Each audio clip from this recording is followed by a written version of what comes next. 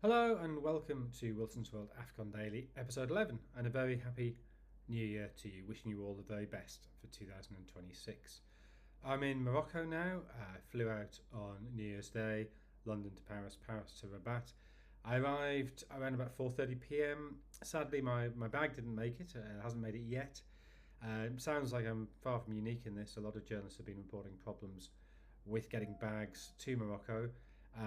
From my flight, I would say it was maybe 2 dozen bags were collected by baggage staff. Presumably, people on earlier flights they hadn't received their bags on time. So it does seem like that is an ongoing issue. I've been promised by Air France that my bag will turn up at midnight tonight. Hopefully, it does. And there's a little cliffhanger for you for next time you listen to see if my bag has indeed turned up. Anyway, I've been out, found a supermarket, bought some toothpaste and a toothbrush. So it could be a lot worse. I'm sure we'll survive. Since our last episode, Groups E and F have been played for conclusion. Yet again, Channel 4 in the UK seem to be showing the wrong game, which I think they actually did in Groups A, B, C, D and E. F, they got the right one. They showed Gabon, Ivory Coast there. They showed Algeria versus Equatorial Guinea. Algeria were already top of the, guaranteed to be top.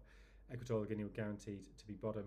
The interesting game was Burkina Faso against Sudan as they battled for second place in that group. Burkina Faso won that game, so they will play Ivory Coast in the next round, while Sudan face Senegal. Group F, even though we knew the three teams who were going through, it's just a question of what order they finished in. Produced two actually really interesting games on the evening of New Year's Eve. Ivory Coast came from 2-0 down to beat Gabon 3-2 to take the top spot. And that ensures they do play Burkina Faso. And that's a game, I think, an interesting game from a football point of view. That Ivory Coast, obviously the defending champions, very good squad. Burkina Faso have a very good forward line. They could potentially upset them. But there's also some fascinating political background there, given that the military junta in Burkina Faso have regularly accused Ivory Coast of backing opposition to them, indeed of supporting the coup which failed, the coup against the military junta in Burkina Faso last April that didn't work. So whether that means anything to players who largely played Western Europe, I don't know, but that is going to be lingering there in the background. And in the other game in Group F, Cameroon came from a goal behind to beat Mozambique, which means they will play South Africa in the second round, while Mozambique play Nigeria. The other consequence of Gabon's defeat to Ivory Coast, apart from taking Ivory Coast through top of the group, was that Gabon, who lost all three games, and they came to this tournament with quite high hopes actually. They've been pretty good in World Cup qualifying. They only dropped 5 points in their 10 games. Aging squad, we knew, but sort of felt it could be a one last job energy there. But pretty embarrassing exit to them, bottom of the group, 3 straight defeats.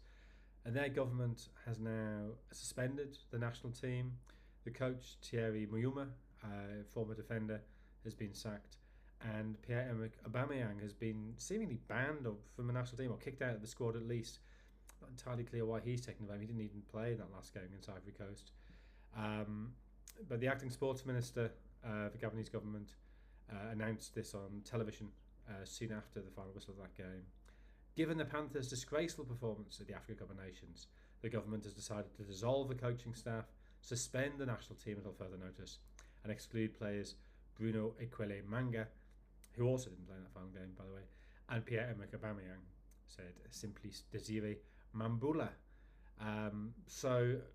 This used to be fairly common, but it's become rarer, and FIFA, who knows what modern FIFA will do, but FIFA certainly up to a couple of years ago took a pretty dim view of government interference like this. So we'll see what happens there. I suspect that it'll all blow over if FIFA threaten to kick Gabon out of the next African Cup of Nations, but we'll see how that plays out. The first pair of games in the last 16 will be played on the 3rd of January. Senegal against Sudan in Tangier, and Mali against Tunisia in Casablanca. Tomorrow is all about collecting my accreditation, hopefully going to the airport to collect my bag. So hopefully next time you see me, I'll be wearing a different shirt. Thanks for listening. We'll see you then.